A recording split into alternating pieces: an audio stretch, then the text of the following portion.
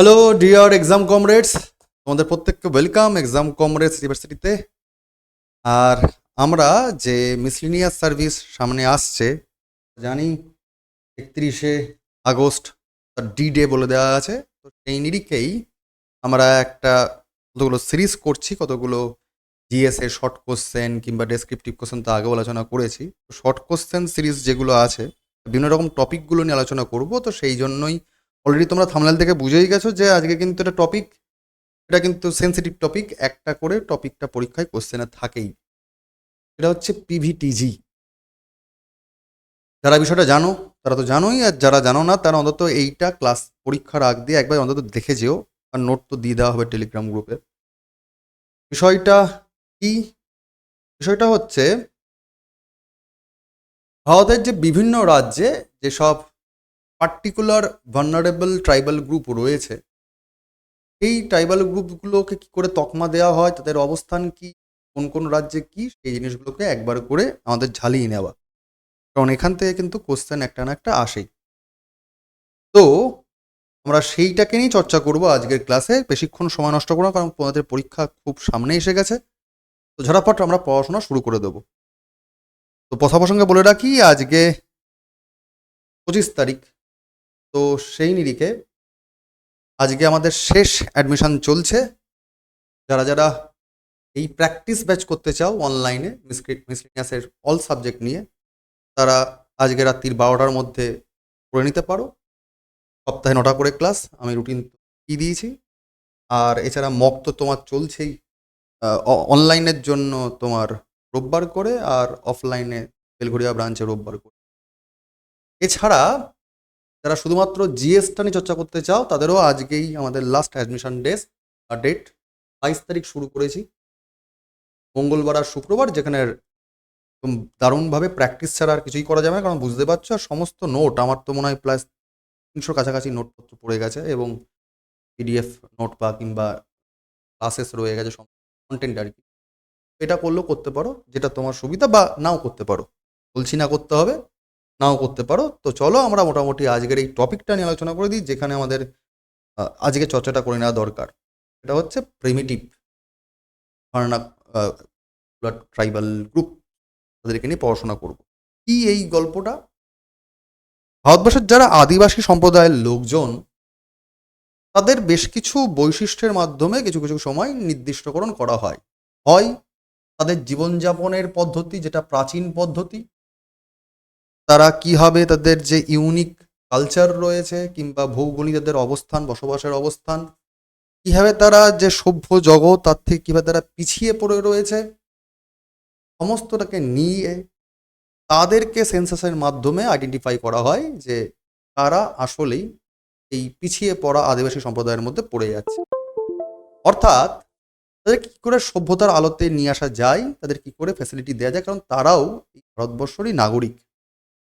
তো সেই নিরিখে তাদের যারা এই ধরো এখনও খাদ্যের জন্য যারা শিকার করে যাচ্ছে, বা শিকার করে খাদ্য সংগ্রহ করে, বা তারা খুব দারুণভাবে যে এখন আপডেটেড যে এগ্রিকালচারাল ইনস্ট্রুমেন্টেশন এসছে, সেগুলো তারা যারা আপডেট হয়নি, তাদের জনসংখ্যার হার বাড়ছে না কমছে, তাদের শিক্ষার মান কেমন, সমস্তটাকে নিয়ে তারা কতখানি তাদের অবস্থানটা ঝুঁকিপূর্ণ অবস্থানে রয়েছে, সেটাকে নিয়েই সরকার একটা তকমা দেয়।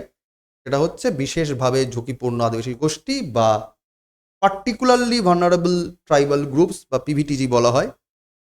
তো এই গ্রুপগুলোকে আমাদেরকে পরীক্ষার আগে দেখে যেও বাবা। তার কারণ হচ্ছে এখান থেকে কোশ্চেন আসে শর্ট কোশ্চেনের জন্য।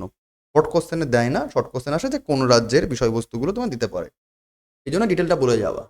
তো এদেরকে আইডেন্টিফাই করার দরকার কেন, প্রয়োজন কেন? তার কারণ এরা ভারতবর্ষের সাধারণ মানুষরা যেভাবে তাও কিছু সুবিধা সুবিধা পেয়ে থাকে, নাগরিকরা যে সুযোগ সুবিধা পাচ্ছে, ফ্যাসিলিটিসগুলো পেয়ে থাকছে, তা সত্ত্বেও এই এই সভ্যতার আলো থেকে এরা বহু ক্রোশ দূরে রয়েছে। এই কারণে এদের প্রকৃত উন্নয়ন সেরমভাবে হয় না, এরা ঝুঁকিপূর্ণ অবস্থানে থাকে। এবং সেই জন্যই কেন্দ্র সরকার, সেন্ট্রাল গভর্নমেন্ট এদেরকে পার্টিকুলার আইডেন্টিফাই করার চেষ্টা করে যে এরা কারা, এদের অবস্থান কীরকম, সেই অনুযায়ী তাদেরকে ফান্ড জেনারেট করে থাকে যাতে এদের ডেভেলপমেন্ট হয়ে থাকে। এই নিরিখেই 1975-এ ভারত সরকার এই ধরনের সবচেয়ে ঝুঁকিপূর্ণ যেসব আদিবাসী গ্রুপ রয়েছে তাদেরকে চিহ্নিত করেছিল এবং আলাদা করে একটা শিডিউল করে মধ্যে তপশিলের মধ্যে মানে শ্রেণীভুক্ত করে দিয়েছিল। এবং প্রাথমিকভাবে 1975-এ 52খানা এরকম গোষ্ঠীকে দেখা গেছে যারা সব থেকে পিছিয়ে পড়া। পরবর্তীকালে 1993-তে আরও 23খানা গোষ্ঠীকে যুক্ত করা হয় যারাও পিছিয়ে পড়ার মধ্যেই ঢুকে পড়ছে, এবং সব মিলিয়ে 75টা এরকম পিভিটিজি গ্রুপ রয়েছে। তো দেশের 17খানা রাজ্য এবং একটি কেন্দ্রশাসিত অঞ্চল অর্থাৎ আন্দামান নিকোবরে এই ধরনের প্রাচীন আদিবাসী জনগোষ্ঠী রয়েছে যারা সভ্যতার আলোতে সেরকমভাবে আলোকিত হতে পারেনি। যা কথা বলছি সেটা কিন্তু লাস্ট যে সেন্সাস 2011 সাল এই তার ভিত্তিতে করা হচ্ছে, যেখানে টোটাল 705টা তপশিলি জাতিভুক্ত আদিবাসী গোষ্ঠী রয়েছে, তার মধ্যেই কিন্তু এই 75টা সব থেকে পিছিয়ে পড়া পিভিটিজি। তো এই পিভিটিজি গ্রুপের বৈশিষ্ট্যগুলো কি কি? 1973-তে ধেবর কমিশন, এইগুলোকে জেনে রেখো, জিএস এর জন্য ইম্পর্টেন্ট। ধেবর কমিশন বেশ কিছু আদিবাসী গোষ্ঠীকে চিহ্নিত করেছিল যারা অন্যান্য আদিবাসীদের তুলনায় আরও তুলনামূলকভাবে পিছিয়ে ছিল, এবং অন্যান্যগুলো তো বেশি উন্নত, কিন্তু এরা আরও পিছিয়ে পড়ে রয়েছে। তো এদেরকে প্রিমিটিভ ট্রাইবাল গ্রুপ বলে তখন তকমা দেওয়া হয়েছিল। ঠিক আছে, পরবর্তীকালে 2006 সালে ভারত সরকার এই শ্রেণীটার নাম পাল্টে করে দেন কি প্রিমিটিভ ট্রাইবাল গ্রুপ থেকে করে দিয়েছিল পার্টিকুলার ভালনারেবল ট্রাইবাল গ্রুপস বা বিশেষভাবে ঝুঁকিপূর্ণ আদিবাসী গোষ্ঠী। প্রথমে নাম ছিল কি প্রিমিটিভ ট্রাইবাল গ্রুপস, পরে নাম হয়ে যায় পার্টিকুলার ভালনারেবল ট্রাইবাল গ্রুপস। তো এই গ্রুপগুলোর বেশ কিছু মৌলিক বৈশিষ্ট্য রয়েছে। মৌলিক বৈশিষ্ট্য কি কি রয়েছে? যা সাধারণত জনসংখ্যায় কম হয়ে থাকে এবং হোমোজিনাস হয়, মানে একটাই এদের চারিত্রিক বৈশিষ্ট্য হয়। চারিত্রিক বৈশিষ্ট্য বলতে এদের জিনগত বৈশিষ্ট্য। এরা ভৌগোলিকভাবে বিচ্ছিন্নভাবে বসবাস করে, মানে সভ্যতার থেকে অনেক দূরে, কোনো শহরাঞ্চল গ্রামাঞ্চলে নয়, তারা বনে জঙ্গল বসবাস করছে। এবং এদের শহর বা যে সভ্যতা তার সাথে এদের কোনো যোগাযোগ নেই, বরং একদম বাইরের জগতের সাথে কোনো রকমভাবে সংযোগ এরা রাখেই না, বা রাখলেও খুব কম রাখে। এদের মানে একদম ইউনিক যে কালচার, ইউনিক যে ভাষা, সেইগুলোকে এরা জীবনযাপন করে। প্রযুক্তিগতভাবে দেশ যেভাবে এগিয়ে চলেছে তার সাথে কোনো আলোকিত হয় না এরা, তাইভাবে তারা হারিয়ে যায় এবং শেষ হয়ে যায় এই গ্রুপগুলো। এদেরকে সংরক্ষণের দরকার আছে, কারণ দেশের রুট শেকড় এখানেই। ভারতের জনসংখ্যার প্রায় 8.6% আদিবাসী সম্প্রদায় ভুক্ত, যেটা 2011 সালে সেন্সাস তাই বলছে। এবং তারা দেশের 15% ভৌগোলিক অঞ্চলে বসবাস করে। মূলত তারা বনভূমি অঞ্চলে বসবাস করে, পাহাড়ি অঞ্চলে বসবাস করে, কিছু কিছু ক্ষেত্রে সমতল ভূমিতে বসবাস করে এবং দুর্গম অঞ্চলে বসবাস করে থাকে। অর্থাৎ যেখানে সাধারণ মানুষ বসবাস করে না, তারা পিছিয়ে পড়া। তারাও সাধারণ মানুষ, কিন্তু তারা একদমই সভ্যতার থেকে পিছিয়ে পড়া জনজাতির লোকজন। এবং যদি বলা যেতে পারে যে 2001 সালের যে জনগণনা হয়েছিল সেই নিরিখে এই ভারতে মোট পিভিটিজি গ্রুপের জনসংখ্যা ছিল প্রায় তৎকালীন সময়তে 27,68,322 জন 2001 সালে, এবং যার মধ্যে 12খানা পিভিটিজি গ্রুপ, যার মধ্যে 50,000-এর সংখ্যা বেশি ছিল, আর বাকি যে গ্রুপগুলো ছিল সেটা হচ্ছে 1000 বা তার থেকেও কম। এরই সব থেকে বড়, এবার দেখো জিকের কোশ্চেন কোনগুলো ইম্পর্টেন্ট হয়ে যাবে। সব থেকে বড় পিভিটিজি গ্রুপ কোনটা? তাহলে অ্যান্সার হবে কি সাহারিয়া। সাহারিয়া হচ্ছে সব থেকে বড় পিভিটিজি গ্রুপ, জনসংখ্যা প্রায় 4,50,217 জন। এছাড়া সেন্টিনেলিজ রয়েছে আন্দামান নিকোবরে, আন্দামানিজ রয়েছে, এগুলোর সংখ্যা খুবই কম, যেমন 39 জন, 43 জন, এরকম জনসংখ্যা দেখতে পাওয়া যায়, খুবই ন্যূনতম মানের জনসংখ্যা।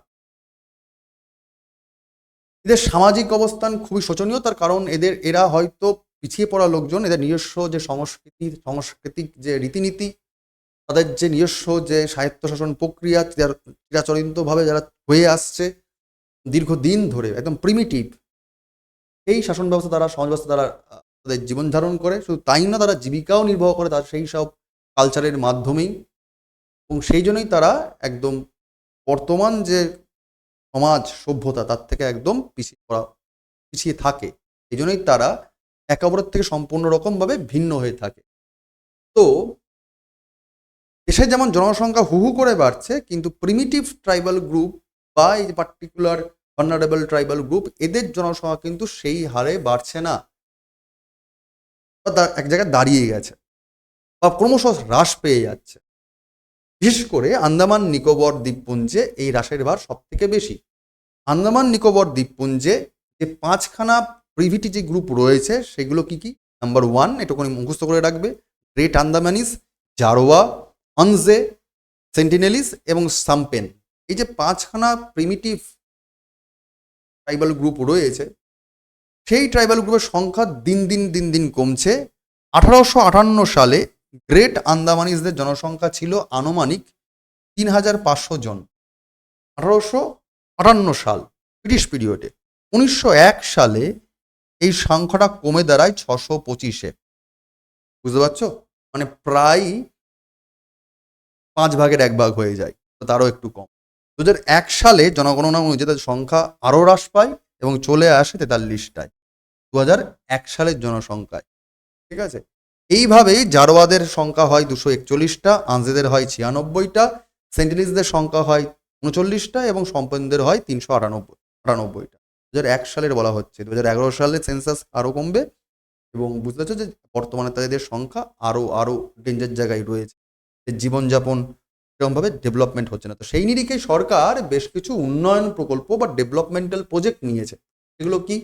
তার মানে স্যার এটা স্কিমের ওপর পড়ে যাচ্ছে, তো স্কিমগুলো দেখে দেওয়া দরকার। প্রিমিটিভ ভালনারেবল ট্রাইবাল গ্রুপ, এদের উন্নয়নের জন্য একটি বিশেষ প্রকল্প নিয়েছে এই নামেই, যেটা শুরু হয়েছিল 1 এপ্রিল 2008 সালে। এই প্রকল্প অনুযায়ী এই পার্টিকুলার পিভিটিজি গ্রুপদের তপশিলি জাতির মধ্যে সবচেয়ে ঝুঁকিপূর্ণ গোষ্ঠী হিসাবে চিহ্নিত করা হয়। তাদেরকে সুরক্ষা দেওয়া, তাদেরকে ডেভেলপমেন্ট দেওয়া এই প্রকল্পের সব থেকে ইম্পর্টেন্ট পোর্শন বা টার্গেট বলা যেতে পারে। এদের সার্বিকভাবে সামাজিক এবং অর্থনৈতিক উন্নয়নের জন্যই এই স্কিমের লক্ষ্যমাত্রা নেওয়া হয়েছে। তার সঙ্গে সঙ্গে কেন্দ্র এবং রাজ্য সরকারগুলিকে স্বতন্ত্র গোষ্ঠী যেগুলো আছে তাদের সামাজিক সাংস্কৃতিক যা যা প্রয়োজন হয় সেগুলো নিয়ে তাদেরকে আলাদা করে রাজ্য সরকারগুলোকে পরিকল্পনা করার জন্য নির্দেশ দেওয়া হয়েছে, যে তারা তাদের সেই অঞ্চলের যেসব ট্রাইবাল গ্রুপ রয়েছে তাদেরকে যেন ডেভেলপমেন্ট প্রজেক্টগুলো নিতে পারে। তো সেই নিরিখে তাদের আরও রকম অনেকগুলো ইনিশিয়েটিভ নেওয়া হয়, যেমন কৃষিক্ষেত্রে উন্নয়ন করা কিংবা পশুপালনে উন্নয়ন করা, রাস্তা তৈরি করে দেওয়া তাদের জন্য বসবাসযোগ্য করে দেওয়া, আবাসন ঠিক করে দেওয়া, জমি ঠিকঠাক করে যাতে বন্টন করে দিতে পারে, জমি উন্নয়ন ঠিকঠাক করতে পারে, সামাজিক সুরক্ষা দেওয়া বা নবনয়নযোগ্য জ্বালানি মানে যেগুলো আর কি রিনিউয়েবল সোর্সেস সেইগুলোকে এনার্জিগুলোকে যাতে ব্যবহার করতে পারে তার জন্য, মানে আধুনিক শব্দে যা যা দরকার চলছে সেগুলো যাতে এরা পায় সেই সুযোগ সুবিধাগুলো, তার জন্য এই ইনিশিয়েটিভ নেওয়া হয়েছে এবং স্টেট গভর্নমেন্টগুলো জিনিসকে তাদের মতো করে সেলফ ইনিশিয়েটিভ নিতে পারে। তো আমাদের এই যে বলা হলো যে এই যে স্কিমগুলো নেওয়া হচ্ছে, এবং পার্টিকুলার একটা কথা বলে দিই যে আন্দামান নিকোবর যে অ্যাডমিনিস্ট্রেশন রয়েছে এবং প্রত্যেকটি রাজ্য তাদের নিজ নিজ অঞ্চলের প্রতিটি পিভিটিজি গ্রুপের জন্য 5 বছরের একটি দীর্ঘমেয়াদী সংরক্ষণ ও উন্নয়ন পরিকল্পনা, যাকে বলা হয় কনজারভেশন কাম ডেভেলপমেন্ট বা সিসিডি প্ল্যান তৈরি করতে পারে, যেখানে সেই পার্টিকুলার রাজ্য বা পার্টিকুলার আন্দামান নিকোবর যে অ্যাডমিনিস্ট্রেশন তারা সেখানে কী করে ফিনান্সিয়াল প্ল্যানিং করবে, কীভাবে সেখানকার ডিস্ট্রিবিউশন করবে, তার জন্য কী কী বডি দায়ী থাকবে সেগুলোকে তারা পর্যবেক্ষণ করতে পারে। তো তোমাদের অবশ্যই কিন্তু এই লিস্ট মোট যে 75টা গোষ্ঠী বর্তমানে ভারতবর্ষের 17খানা রাজ্য এবং 1খানা কেন্দ্রশাসিত অঞ্চল অর্থাৎ আন্দামান নিকোবরে রয়েছে, তার লিস্ট কিন্তু দয়া করে বাবা মুখস্থ করে যেও এবং পারলে চেষ্টা করো এই যে পিভিটিজি ট্রাইবাল গ্রুপ এদের ভাষা, এদের বিশেষ কিছু কারুশিল্প আছে কিনা, বিশেষ কিছু নাচ গান আছে কিনা, উৎসব আছে কিনা সেগুলোকে জেনে যাওয়ার জন্য, কারণ সেখান থেকেও স্ট্র্যাটেজিকের কোশ্চেন আসে। তো একবার করে দেখে নাও, এই নোটগুলো আমাদের দেয়াই হয়ে যাবে, পিডিএফটা পড়েই যাবে টেলিগ্রাম গ্রুপে, অবশ্যই দেখে নিও। যেমন অন্ধ্রপ্রদেশ তেলেঙ্গানা অঞ্চলে 12খানা গোষ্ঠী রয়েছে এরকম, যেমন চেঞ্চু, গারোবা, গরু, কোলাম, কোন্ডারেড্ডি, কোয়া, কুটিয়া, কোন্ড, হাওড়া, বন্ডা, খন্ডি, কন্ডাকাপ্পু, অরেঙ্গা পর্জা, এগুলো কিন্তু এখানকার 12খানা গোষ্ঠী। বিহারে এরকম 4টে গোষ্ঠী রয়েছে, অসম, বিরহোর, পাহাড়িয়া, সাভার। ছত্তিশগড়ে 5খানা গোষ্ঠী রয়েছে, আবুজমারিয়া, বাইগা, কামার, পাহাড়িয়া, কোরবা, বীরহোর। ঝাড়খণ্ডে তোমার 8খানা গোষ্ঠী রয়েছে, আসাম, বীরহোর, পাহাড়িয়া, পাহাড়িয়াদের মধ্যে আবার অনেকগুলো সেকেন্ডেশন থাকে, পাল এবং সরিয়া, মাল পাহাড়িয়া, সাভার, বিরজিয়া এবং সোহরিয়া পাহাড়িয়া। মধ্যে তোমার 3খানা গোষ্ঠী রয়েছে, বাইগা, বাহেলিয়া, সাউরা। মহারাষ্ট্রে 3খানা গোষ্ঠী, কাটকারি, বা কাতখারি, কোলাম, মানা। কাতখারিটা পরীক্ষায় বেশ আসে। আচ্ছা, যেগুলো ইম্পর্টেন্ট সেগুলো আমি দাগ দিয়ে দিচ্ছি। একটা কাজ করি, তোমাদের মনে থাকবে। কেঞ্চু, কোলাম, আচ্ছা, তারপরে তোমার হচ্ছে আসাম। বীরহোরটাও পরীক্ষায় আসে। বীরহোর বললে তোমরা বিহার, ছত্তিশগড়, ঝাড়খণ্ড বলতে পারো। পাইগারা পরীক্ষায় আসে, কাটকারি পরীক্ষায় আসে, কোলাম পরীক্ষায় আসে। ঠিক আছে। উড়িষ্যার ক্ষেত্রে বাংকুটিডাই, খাড়িয়া, কুটিয়া, কোন্ড, লেঙ্গা, লোধারা পরীক্ষায় আসে। কন্ডা, পাড়া, সাওড়া, খেরিয়া, দুয়াং, মাল, পাহাড়ি এবং সৌড়া। রাজস্থানের ক্ষেত্রে সাহারিয়া, যেটা সব থেকে বড় গোষ্ঠী, এটা পরীক্ষায় খুব আসে, এটা দেখে যেও বাবা। এছাড়া তামিলনাড়ুতে ছখানা গোষ্ঠী রয়েছে, কাই, কার্টুন, নাইকান, এটা পরীক্ষায় আসে। কুরুম্বা, পুলিয়ানটা পরীক্ষায় আসে। পুলওয়া, টোডারাও পরীক্ষা। কেরালাতে পাঁচখানা গোষ্ঠী আছে এরকম ভাবে, ওই কাই, কাটোকাইকান, কুরুম্বা, উচাসকান, টোডা। টোডা বা তোদা, এটাও পরীক্ষায় দেয়। কর্ণাটকে দুখানা গোষ্ঠী আছে, ওই কাটন নাকাই এবং জেনুকুরুবা। গুজরাটে পাঁচখানা গোষ্ঠী, কোতোয়ালিয়া, অধর, সিদ্ধি, বারাদ এবং সাভার। কোতোয়ালিটা মনে রেখো। পশ্চিমবঙ্গে তোমাকে তিনটেই মনে রাখতে হবে, বীরহোর, সাভার, টোটোটা আগের বার পরীক্ষায় এসেছিল। ঠিক আছে, 1918 সালে। উত্তরপ্রদেশে একখানা গোষ্ঠী রয়েছে, রাজি, যেহেতু একটাই আছে মনে রাখতে হবে। ত্রিপুরাতে একটাই আছে, লক্ষী, মনে রাখতে হবে। মণিপুরে একটাই আছে, মারমা, মনে রাখতে হবে। অরুণাচল প্রদেশে পাঁচখানা আছে, বুগুন, মেম্বা, তেরদুকুমেন, মিশমি, আকাশ। ঠিক আছে। আর আন্দামান নিকোবর দ্বীপপুঞ্জে পাঁচখানা গোষ্ঠী, যেটা আগেও বললাম। এটা আন্দামানিস, আনজে, জারোয়া, সেন্টিনেলিস আর সাম্পেন। ঠিক। এইগুলোর সঙ্গে সঙ্গে এদের কারুকার্য, ফেস্টিভ্যাল কিংবা ডান্স কিংবা সং যদি কিছু থেকে থাকে বা হাতের কার্য কিছু থেকে থাকে, তাহলে সেগুলোকে অবশ্যই পড়ে যেও এবং এরা কোন রাজ্য থেকে বিলং করে এরা দেখে যেও। তো পিভিটিজি গ্রুপটা কিন্তু পরীক্ষার জন্য ভেরি মাচ ইম্পর্টেন্ট পয়েন্ট, এটা কিন্তু অবশ্যই ভুলো না। তো এরকম করে একদম ছোট ছোট ভিডিওতে যেগুলো পরীক্ষার আগে দেখে যাওয়া দরকার এক ঝলক করে আমি কিন্তু কভার করে দেবো। চিন্তা করো না, সমস্যা হবে না। তো আশা করি মনে রাখবে যে একদম এই পার্টিকুলার পিভিটিজি, তাদের ফুল ফর্মটা কি তোমাদের পরীক্ষার জন্য ইম্পর্টেন্ট। এর ফুল ফর্মটা হচ্ছে যে আগে নাম ছিল কি প্রিমিটিভ, এখন বর্তমানে নাম কি করা হচ্ছে particularly vulnerable tribal group. Particularly vulnerable tribal group PVT, এটা বেসিক জিনিস। এবং এদের জন্য আলাদা করে স্কিম কবে এসেছিল যেটা মনে রাখতে হবে, স্কিম এসেছিল 1 এপ্রিল 2008 সাল। এটাকে বাবা ভালো করে মনে রাখো। ঠিক আছে। এবং এদের জন্য কমিটি কোনটা তৈরি করা ছিল, ধেবার কমিশন। ধেবার কমিশন, এটাকে একটু ভালো করে মনে রাখ।